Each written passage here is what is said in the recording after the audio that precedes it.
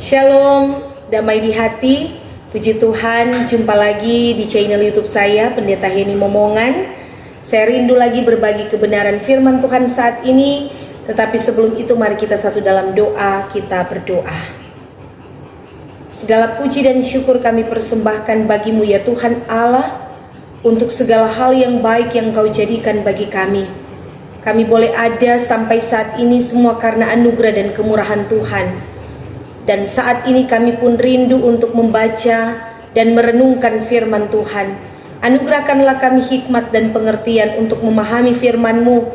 Dan firman-Mu akan terus menuntun dan mengarahkan kami untuk hidup di jalan Tuhan, yaitu jalan kebenaran dan kehidupan, melakukan setiap kehendak-Mu. Bersabdalah ya Tuhan, kami sambut firman-Mu. Amin. Saudaraku yang kekasih dalam Yesus Kristus, firman Tuhan yang akan kita renungkan yaitu dalam Perjanjian Baru kitab Roma pasal 14 ayat 1 sampai 12. Dengan judul Jangan Menghakimi Saudaramu. Terimalah orang yang lemah imannya tanpa mempercakapkan pendapatnya. Yang seorang yakin bahwa ia boleh makan segala jenis makanan, tetapi orang yang lemah imannya hanya makan sayur-sayuran saja. Siapa yang makan, janganlah menghina orang yang tidak makan. Dan siapa yang tidak makan, janganlah menghakimi orang yang makan. Sebab Allah telah menerima orang itu. Siapakah kamu sehingga kamu menghakimi hamba orang lain? Entahkah ia berdiri, entahkah ia jatuh, itu adalah urusan tuannya sendiri. Tetapi ia akan tetap berdiri karena Tuhan berkuasa menjaga dia terus berdiri. Yang seorang menganggap hari yang satu lebih penting daripada hari yang lain, tetapi yang lain menganggap semua hari sama saja. Hendaklah setiap orang benar-benar yakin dalam hatinya sendiri. Siapa yang berpegang pada suatu hari yang tertentu, ia melakukannya untuk Tuhan. Dan siapa makan, ia melakukannya untuk Tuhan, sebab ia mengucap syukur kepada Allah. Dan siapa tidak makan, ia melakukannya untuk Tuhan, dan ia juga mengucap syukur kepada Allah. Sebab tidak ada seorang pun di antara kita yang hidup untuk dirinya sendiri, dan tidak ada seorang pun yang mati untuk dirinya sendiri. Sebab jika kita hidup untuk Tuhan, dan jika kita mati untuk Tuhan. Jadi baik hidup atau mati kita adalah milik Tuhan. Sebab untuk itulah Kristus telah mati dan hidup kembali, supaya ia menjadi Tuhan baik atas orang-orang mati maupun atas orang-orang hidup. Tetapi engkau, mengapakah engkau menghakimi saudaramu? Atau mengapakah engkau menghina saudaramu? Sebab kita semua harus menghadap tahta pengadilan Allah. Karena ada tertulis, demi aku hidup, demikianlah firman Tuhan. Semua orang akan bertekuk lutut di hadapanku, dan semua orang akan memuliakan Allah. Demikianlah setiap orang di antara kita akan memberi pertanggungan jawab tentang dirinya sendiri kepada Allah. Demikian firman Tuhan. Tema renungan kita saat ini, jangan menghakimi. Nah, saudaraku, dalam kehidupan sehari-hari kita sering terjebak dalam sikap menghakimi orang lain. Bahkan sebagai orang percaya kita sering merasa jauh lebih baik, jauh lebih hebat, jauh lebih unggul dari yang lain, tanpa kita sadar bahwa kita banyak kali berperilaku tidak lebih baik dari orang lain. Inilah sikap menghakimi yang bukan hanya menjadi ciri hidup orang yang tidak percaya, tapi juga secara nyata dalam kehidupan sebagai orang percaya. Nah, di tengah jemaat Roma terdapat dua kelompok, yaitu Kristen Yahudi dan non-Yahudi, yang bertolak belakang dalam hal tradisi yang dianut. Mereka saling membenarkan diri dan saling menyalahkan antara satu dengan yang lain. Orang Kristen Yahudi, mereka masih menjalankan hukum Taurat. Di antaranya yang mereka pertentangkan yaitu mengenai makanan yang boleh dan tidak boleh dimakan. Di ayat 2, yang seorang yakin bahwa ia boleh makan segala jenis makanan, tetapi orang yang lemah imannya hanya makan sayur-sayuran saja. Dan hari-hari tertentu yang dianggap suci atau lebih penting daripada hari yang lain yang terdapat dalam ayat 5, Yang seorang menganggap hari yang satu lebih penting daripada hari yang lain, tetapi yang lain menganggap semua hari sama saja. Nah, Rasul Paulus membicarakan perbedaan pendapat di antara kedua golongan itu, baik mengenai makanan dan hari, yang sebenarnya adalah persoalan sepele yang tidak patut dipertentangkan, karena itu bukanlah hal yang prinsip. Perbedaan di antara golongan tersebut mengakibatkan yang satu menghina dan yang lain menghakimi. Kebiasaan memberi label terhadap sesuatu yang layak dan tidak telah membawa ketegangan di antara kedua golongan yang bertentangan dalam jemaat tersebut. Karena itu dalam perikop ini Paulus menjelaskan hal penting bagi jemaat terkait persekutuan yang saling memahami. Mereka yang kuat tidak boleh menghina yang lemah, dan sebaliknya yang lemah tidak boleh menghakimi yang kuat. Itu dapat kita baca di ayat 3. Siapa yang makan janganlah menghina orang yang tidak makan, dan siapa yang tidak makan janganlah menghakimi orang yang makan, sebab Allah telah menerima orang itu. Lemah dan kuat di sini menunjuk pada identitas mereka, yaitu yang lemah imannya dan yang kuat iman kepada Tuhan karena telah hidup oleh Injil Yesus Kristus. Bahwa kasih Kristus lewat kematian dan kebangkitan adalah kegenapan hukum Taurat sebagai pendamaian atas segala dosa kita. Perkataan Paulus pada ayat 4a, siapakah kamu sehingga kamu menghakimi hamba orang lain? Paulus menegaskan bahwa bukan bagian kita untuk menghakimi orang lain, karena Tuhanlah yang berkuasa atas hambanya. Segala sesuatu ada dalam kuasa Tuhan, tidak ada satupun yang luput dari kuasanya. Paulus menegaskan juga akan esensi dari aturan-aturan tersebut, yaitu keyakinan pribadi. Di ayat 5 bagian akhir, hendaklah setiap orang benar-benar yakin dalam hatinya sendiri. Di ayat 6, siapa yang berpegang pada suatu hari yang tertentu, ia melakukannya untuk Tuhan. Dan siapa makan, ia melakukannya untuk Tuhan, sebab ia mengucap syukur kepada Allah. Dan siapa tidak makan, ia melakukannya untuk Tuhan, dan ia juga mengucap syukur kepada Allah. Jadi dalam hal ini Paulus menekankan bahwa segala sesuatu harus dilakukan berdasarkan iman.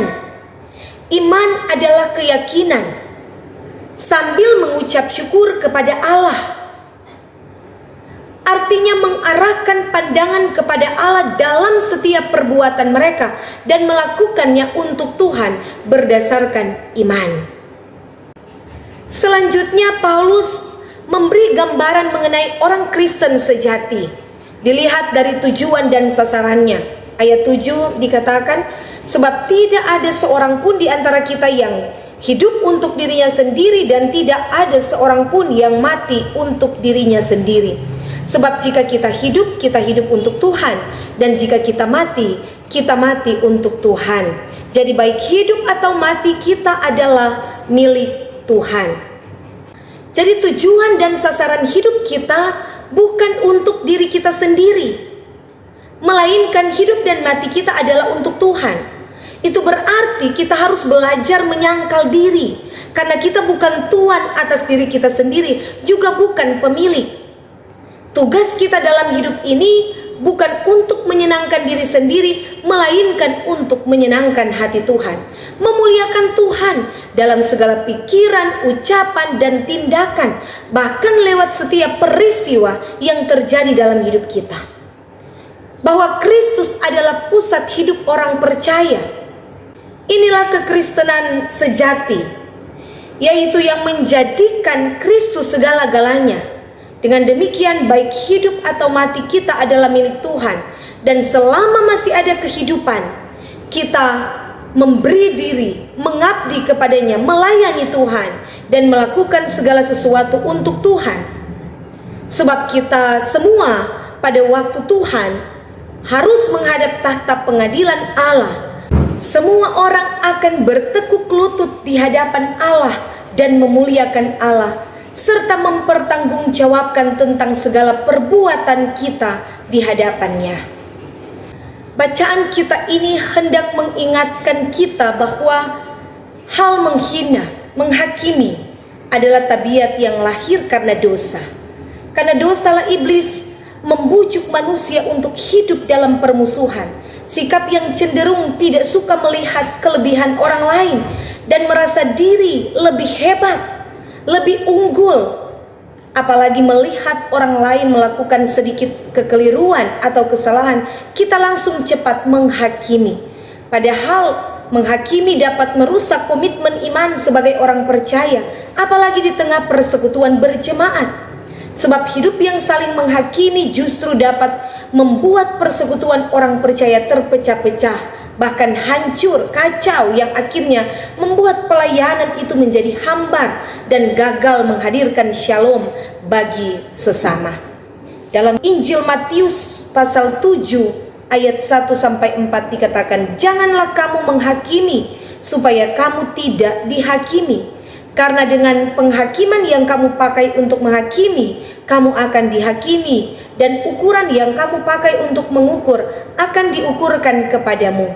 Mengapakah engkau melihat selumbar di mata saudaramu, sedangkan balok di dalam matamu tidak engkau ketahui? Bagaimanakah engkau dapat berkata kepada saudaramu, biarlah aku mengeluarkan selumbar itu dari matamu, padahal ada balok di dalam matamu?" Saudaraku yang dikasihi diberkati Tuhan, berbicara soal menghakimi, ada satu kisah tentang seorang kritikus seni yang sudah lanjut usia. Dia cukup ahli dalam menilai dan mengkritik lukisan. Sudah banyak waktu dia habiskan untuk mempelajari kritik seni, dan sangat banyak buku tentang kritik seni yang sudah dibacanya. Sampai-sampai kesehatan matanya terganggu. Ada suatu hari ia mengunjungi sebuah pameran lukisan yang besar, dan sesampainya di tempat pameran itu, ia baru menyadari bahwa kacamatanya tertinggal. Jadi ia harus memelototi lukisan di sana dari jarak yang sangat dekat. Lalu ia mulai menilai lukisan-lukisan yang dipamerkan. Tanpa henti ia mencela setiap lukisan yang diamatinya. Yang ini salah, yang itu tidak sesuai proporsinya, dan yang lain lagi tidak jelas gayanya. Setiap lukisan mendapat giliran untuk dicela. Satu hal yang lucu dari para kritikus seni adalah seringkali mereka sendiri tidak pernah berkarya, tapi mereka fasih dalam mengkritik karya orang lain. Akhirnya kritikus tua ini sampai pada sebuah figura besar berwarna keemasan, dan ia mendekatkan wajahnya sedemikian rupa untuk mulai mengamati gambar yang ada di dalam figura itu. Sesudah cukup lama ia memandang, ia pun mulai menyatakan pendapatnya. Potret ini buruk sekali. Bagaimana mungkin sebuah lukisan yang sangat buruk dapat dipamerkan di galeri yang berkelas? Potret ini benar-benar tidak memiliki proporsi, dan wajah yang ditampilkan pun sangat buruk. Dan ia menjadi sangat geram, lalu mulai mencela pihak galeri yang sudah memamerkan lukisan potret yang luar biasa buruknya. Pada titik ini, saya rasa beberapa dari kita mungkin sudah dapat menebak apa yang sedang ia amati di dalam figura itu. Yang dia amati adalah sebuah cermin, dan potret yang ia cela di dalam cermin itu adalah wajahnya sendiri. Ketika ia sedang memarahi pihak galeri, istrinya berkata, "Sayang, sabar dulu. Apa yang sedang kamu lihat itu adalah sebuah cermin."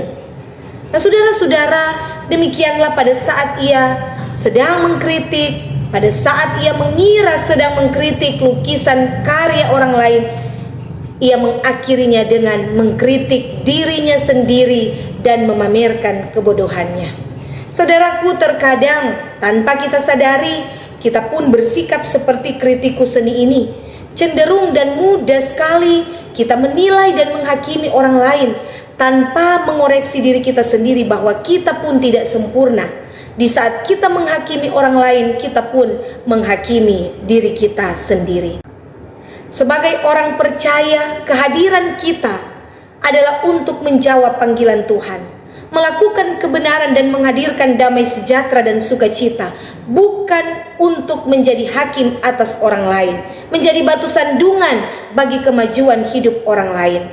Dan dalam hal makanan, hari yang dikhususkan atau juga cara beribadah, ajaran agama yang berbeda, bahkan dalam banyak hal kita berbeda. Pola pikir, pemahaman, pandangan yang berbeda, baik di tengah keluarga sebagai suami istri, orang tua dan anak-anak, sanak saudara, dalam persekutuan berjemaat, dan dengan orang-orang di sekitar kita. Ada begitu banyak perbedaan yang kita temui.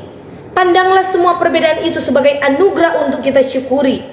Saling menerima perbedaan sebagai karunia Tuhan untuk kita saling menghargai, saling melengkapi, saling membangun, dan hidup dalam kasih. Karena itulah prinsip iman kita sebagai orang percaya. Dan segala sesuatu yang hendak kita lakukan, lakukanlah itu berdasarkan iman kepada Tuhan untuk kemuliaan nama Tuhan. Tuhan Yesus memberkati kita semua. Amin. Mari kita berdoa. Terima kasih Bapa untuk firman-Mu yang sudah boleh kami renungkan bersama, yang mengingatkan kami untuk senantiasa tidak terjebak pada sikap yang saling menghina, saling menghakimi, sekalipun di tengah kehidupan ini ada begitu banyak perbedaan.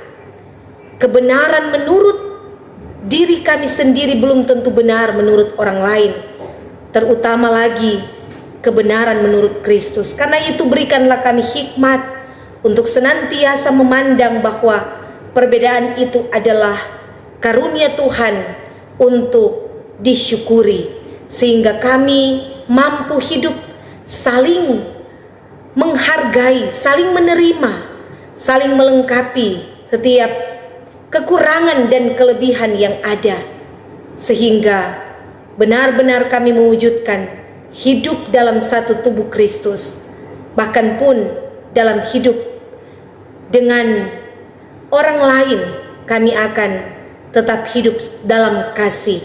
Terima kasih Bapa, ini doa kami. Tuntun dan sertailah segenap rencana, harapan, kerinduan kami, semua kami taruh ke dalam tangan Tuhan. Dalam nama Yesus Kristus kami berdoa. Amin.